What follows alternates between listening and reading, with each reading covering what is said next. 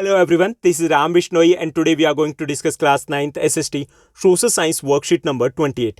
ये आपकी 14th of September 2021 की वर्कशीट रहेगी और आज की इस वर्कशीट में हम पोल साइंस सिविक्स का थर्ड चैप्टर कॉन्स्टिट्यूशनल डिजाइन को कंटिन्यू करेंगे और इस वर्कशीट में हम बात करेंगे basic values of Indian constitution की, यानी इंडियन कॉन्स्टिट्यूशन के आइडियल कौन कौन से, इंडियन कॉन्स्टिट्यूशन के मेन फीचर्स कौन से, ये हम इस वर्कशीट में समझने की कोशिश करेंगे। लेट्स बिगिन, चलिए शुरुआत करते हैं हम आज की इस वर्कशीट की। सबसे पहले हमें समझना कि ये कॉन्स्टिट्यूशन होता क्या है, जिसको हिंदी में कहेंगे संविधान। टू रन एनी गवर्नमेंट और any institution we need some basic rules and regulations, यानी किसी भी सरकार को, किसी भी देश को या किसी भी संस्था को चलाने के लिए हमें कुछ नियम कायदे कानूनों की आवश्यकता होती है। इन नियम कायदे कानूनों को हम बोलते हैं कॉन्स्टिट्यूशन। जैसे आपके स्कूल में अराइवल टाइम, डिपार्चर मतलब ओवर होने का टाइम फिक्स है, कौन सा टीचर किस क्लास का इंचार्ज होगा, कब किस सब्जेक्ट का पीरियड लगेगा, सब कुछ फिक्स है। यह आपके स्कूल का कॉन्स्टिट्यूशन है। ऐसे ही हर घर के कुछ नियम कायदे कानून होते हैं। जैसे आपके घर में आपको उठना कब है, सोना कब है, लंच कब बनेगा, ब्रेकफास्ट कब बनेगा, डिनर कब बनेगा, क्या कर सकते हो क्या नहीं कर सकते, हर घर के अपने रूल्स एंड रेगुलेशंस होते हैं। वो उस घर का कॉन्स्टिट्यूशन होता है। ओके, ये जो कॉन्स्टिट्यूशन है ये रिटन भी हो सकता है, नॉन रिटन भी हो सकता है। जैसे स्कूल का ये रिटन है, आपके घर का नॉन रिटन है। इंडियन कॉन्स्टिट्यूशन रिटन है, जबकि ब्रिटेन का कॉन्स्टिट्यूशन नॉन रिटन है। तो यहाँ पे जो कॉन्स्टिट्यूशन होता है, उस कॉन्स्टिट्यूशन की शुरुआत में, इंडियन कॉन्स्टिट्यूशन की बात करें तो उसकी शुरुआत में एक प्रिम्बल दिया है। ठीक, प्रिम्बल क्या होता है कि Indian constitution begins with the some basic values, कुछ बेसिक वैल्यूज है उसके साथ शुरुआत होती है। उन बेसिक वैल्यूज को प्रिम्बल कहा गया। लेकिन ऐसा नहीं है कि सिर्फ इंडियन कॉन्स्टिट्यूशन से पहले ही प्रिम्बल होगा। जैसे आप कोई भी प्राइवेट पब्लिकेशन की बुक उठा लीजिए, उससे पहले एक प्रीफेस दिया जाता है। ठीक, प्रीफेस दिया जाता है। वो प्रीफेस में क्या दिया जाता है कि ये बुक किसने लिखी है, किसके लिए लिखी है, यानी कि कौन सी क्लास के लिए, और इस बुक में बेसिकली है क्या, यानी कि बेसिक इंट्रोडक्शन होता है। जो इंट्रोडक्शन होता है उसे हम बोलते हैं प्रिम्बल किसी भी बुक का। ओके, ऐसे हमारे जो कॉन्स्टिट्यूशन है उससे पहले हमारे कॉन्स्टिट्यूशन का इंट्रोडक्शन दिया गया। ओके, उसमें बेसिक वैल्यू दी गई कि इंडियन कॉन्स्टिट्यूशन है, उसमें क्या है, किसने राइट किया है, कब राइट किया है, और इसमें बेसिकली है क्या, तो वो है हमारा प्रिम्बल। तो यहाँ पे देखिए, ये आपकी स्क्रीन के ऊपर विजिबल है। तो ये क्या है, ये प्रिम्बल है। ये आपकी एनसीईआरटी की हर बुक में दिया है, आपने बहुत बार इसको देखा होगा, पढ़ा होगा। तो इसमें जो हाईलाइटेड वर्ड्स है, जैसे we the people of India, sovereign state, socialist, secular, democratic, republic, justice, liberty, equality, fraternity, ये जितने भी हाईलाइटेड वर्ड्स हैं ये हमारे कॉन्स्टिट्यूशन के बेसिक वैल्यूज हैं। तो हमें इस वर्कशीट में समझना है इन बेसिक वैल्यूज को कि इनका मीनिंग क्या है और ये क्यों हमारे लिए इंपॉर्टेंट है।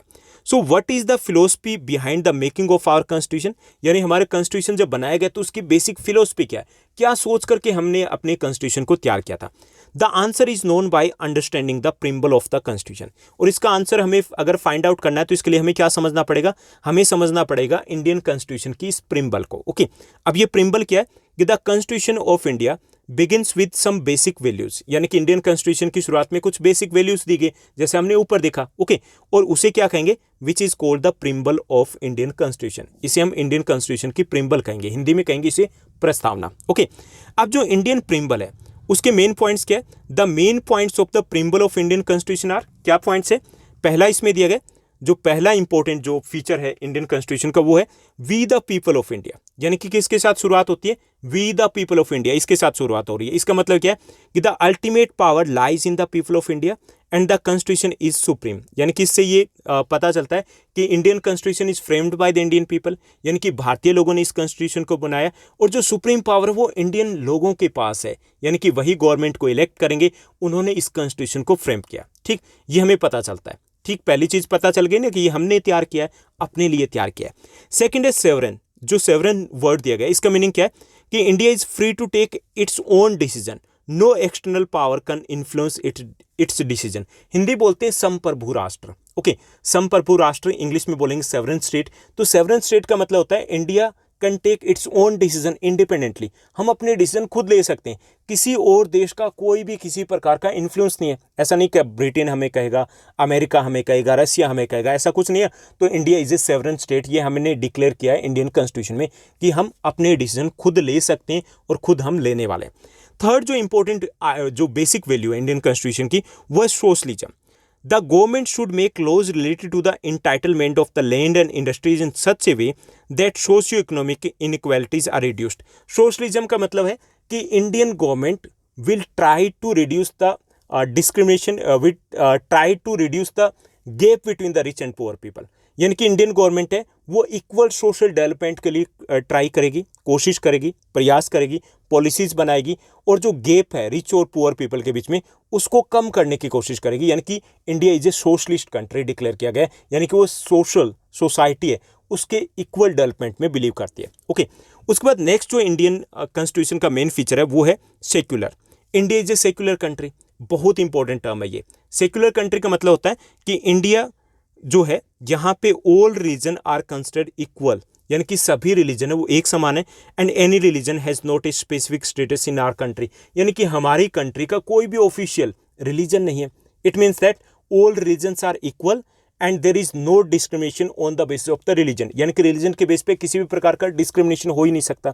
It means that all the people are free to follow any religion and not to follow any religion, यानी कि सारे जो सिटीजन है वो फ्री है, चाहे वो किसी भी धर्म को माने या फिर किसी भी धर्म को ना माने। यानी कि जो स्टेट है, गवर्नमेंट है, उसका रिलीजन से कोई लिंक नहीं है, दूर दूर तक कोई लिंक नहीं है। So India is a secular state. Okay, तो इंडिया क्या है? एक सेक्युलर स्टेट है, यानी कि हिंदी में कहेंगे धर्म निरपेक्ष राष्ट्र है। हमारा कोई अपना राष्ट्रीय धर्म नहीं है, सभी धर्म हमारे लिए एक समान है। उसके बाद डेमोक्रेटिक। इंडियन कॉन्स्टिट्यूशन ने इंडिया को डेमोक्रेटिक कंट्री भी डिक्लेयर किया। इट मीन्स दैट इंडियन जो गवर्नमेंट है वो कैसी होगी? इलेक्टेड होगी। It means that in India people can choose there government and people can change their government. Choose भी कर सकते हैं और उसको चेंज भी कर सकते हैं। चूज कर सकते हैं ना, हम चुनते हैं अपनी गवर्नमेंट को, और जब इलेक्शंस होते हैं अगर हम सेटिस्फाई नहीं है तो हम क्या करेंगे? उसको चेंज कर सकते हैं। तो India is a democratic government. Okay, democratic country है इंडिया। उसके बाद रिपब्लिक। रिपब्लिक क्या होता है? Republic is a nation in which the head of the country is elected one, यानी कि एक ऐसा देश जहां पर देश का मुखिया चुना जाए। So India is also Republic country. The head of the country कौन है? President is the elected one, जिनको हम चुनते हैं। ओके, तो India is a Republic country, तो ये भी हमारी बेसिक वैल्यू है जो हमारे कॉन्स्टिट्यूशन है वो डिक्लेयर करता है। नेक्स्ट है justice. No citizen can be discriminated against on the basis of his class, colour, caste, religion, sex etcetera. यानी कि जस्टिस का मतलब कि इंडियन गवर्नमेंट है वो सबको जस्टिस प्रोवाइड करवाएगी, यानी कि किसी के साथ इनजस्टिस नहीं होने देंगे, यानी कि किसी भी बेस पे किसी के साथ कोई डिस्क्रिमिनेशन नहीं होगा। ये अलाउ नहीं करता हमारा कॉन्स्टिट्यूशन, यानी कि ये भी हमारे कॉन्स्टिट्यूशन की बेसिक वैल्यू है। उसके बाद नेक्स्ट दिया गया liberty. All the citizen of the country have the freedom to express their views, यानी कि सभी के पास फ्रीडम है, लिबर्टी है। लिबर्टी की कैसे? We can express our views, अपने व्यूज को एक्सप्रेस कर सकते हैं। We can move freely throughout the country, हम पूरे देश में कहीं भी आ जा सकते हैं, हम कहीं पर भी किसी भी कोने में बस सकते हैं। ओके, हम किसी भी रिलीजन को फॉलो कर सकते हैं। We can adopt any profession, हम किसी भी काम धंधे को अपना सकते हैं। इट मीन्स दैट हमारे पास कई टाइप की फ्रीडम है, ये भी इंश्योरिटी देता है। कौन देता है? हमारा कॉन्स्टिट्यूशन देता है। नेक्स्ट जो इंपॉर्टेंट फीचर है इंडियन कॉन्स्टिट्यूशन का वो है equality. Indian constitution also ensure the equality. It means that there shall be no discrimination on the basis of any ground. किसी भी बेस पे, चाहे हम छोटे हैं, बड़े हैं, गोरे हैं, काले हैं, चाहे हम किसी भी भाषा को बोलते हैं, चाहे वो किसी भी लिंग से हम संबंध रखते हैं, किसी भी धर्म से आते हैं, किसी भी संस्कृति से, कल्चर से आते हैं, कोई फर्क नहीं पड़ेगा। जो रो है वो सभी के लिए एक जैसा रहने वाला है। ओके, और नेक्स्ट है फ्रेटर्निटी, यानी कि नेक्स्ट जो हमारा इंपॉर्टेंट फीचर दिया गया इंडियन कॉन्स्टिट्यूशन का वो है fraternity. The everyone in the country should believe in should behave like a family and maintain mutual brotherhood. हमारा जो कॉन्स्टिट्यूशन है ये भी इंश्योर करता है कि जो इंडियन पीपल है, इंडियन सिटीजन्स है, वो ब्रदरहुड के साथ, यानी कि एक फैमिली के साथ एक दूसरे के साथ रहे। तो इसके लिए भी हमारे कॉन्स्टिट्यूशन में काफ़ी सारे प्रोविजंस दिए गए। तो ये है हमारे कॉन्स्टिट्यूशन की बेसिक वैल्यूज, यानी कि इन पर बेस्ड है हमारा कॉन्स्टिट्यूशन, यानी कि इन सब के लिए, इक्वालिटी के लिए, फ्रीडम के लिए, ब्रदरहुड के लिए, रिपब्लिक, सेक्युलरिज्म, डेमोक्रेसी, सोशलिज्म, इन सब को ध्यान में रखते हुए जितने भी लॉज की बात करते हैं, जितने प्रोविजन की बात करते हैं कॉन्स्टिट्यूशन में, वो सब कुछ बनाए गए हैं। यानी कि ये सब कुछ हमने माइंड में रखा और फिर हमने सोचा कि ये सब कुछ कैसे लेके आएंगे, उस सब के लिए हमने कानून बना दिया। ठीक, और इस तरीके से हमारा बन गया कॉन्स्टिट्यूशन। ओके, तो ये थी हमारी वर्कशीट, उसका कंटेंट। अब हम इसी वर्कशीट पर बेस्ड कुछ इजी क्वेश्चंस दिए गए, टोटल 5 क्वेश्चंस दिए गए, चलिए उनको डिस्कस करते हैं।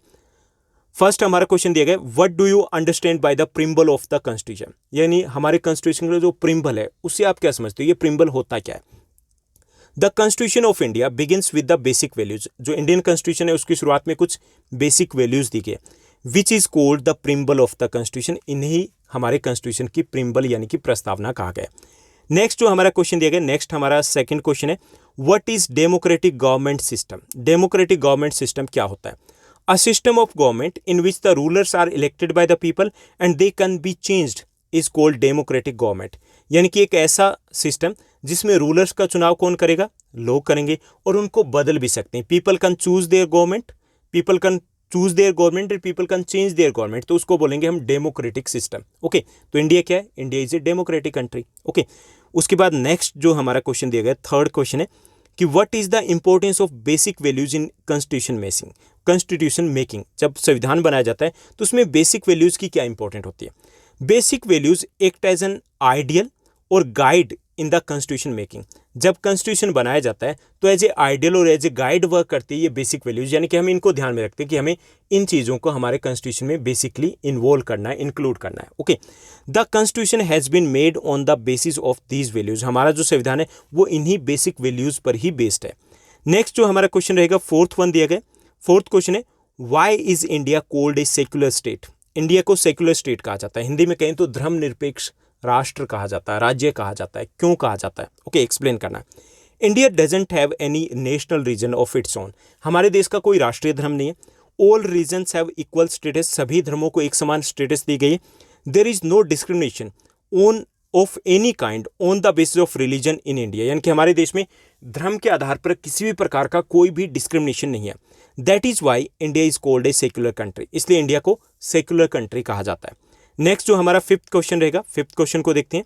फिफ्थ हमारा क्वेश्चन है what do you think is the right to equality, explain. Right to equality क्या होता है ये हमें एक्सप्लेन करना है। ठीक, जैसे समानता का अधिकार होता है ना, तो वो क्या है हमें बताना है। तो यहाँ पे क्या रहेगा कि right to equality means that all the citizens has or have equal rights. यानी कि हमारे देश में सभी जो सिटीजन्स है दे हैव इक्वल राइट्स, उनके पास एक समान राइट्स हैं। In our country there is no discrimination on any basis like colour, caste, gender, language, region, religion, culture, यानी किसी भी बेस पर किसी भी टाइप का डिस्क्रिमिनेशन नहीं है। It means that all the citizens are equal before the law, यानी कि सभी जो सिटीजन्स है वो कानून के सामने एक बराबर है। तो इसे बोलते हैं हम राइट टू इक्वालिटी, यानी कि इक्वालिटी को इंश्योर करता है हमारा कॉन्स्टिट्यूशन। तो ये थी हमारी आज की easy interesting worksheet. I hope सब कुछ आपको अच्छे समझ में आया होगा। अगर आपको ये वीडियो, ये वर्कशीट अच्छी लगी तो इस वर्कशीट को लाइक और शेयर जरूर कीजिएगा। आज के लिए बस इतना ही। Thank you, bye bye, have a nice day. मिलते हैं नेक्स्ट वीडियो में।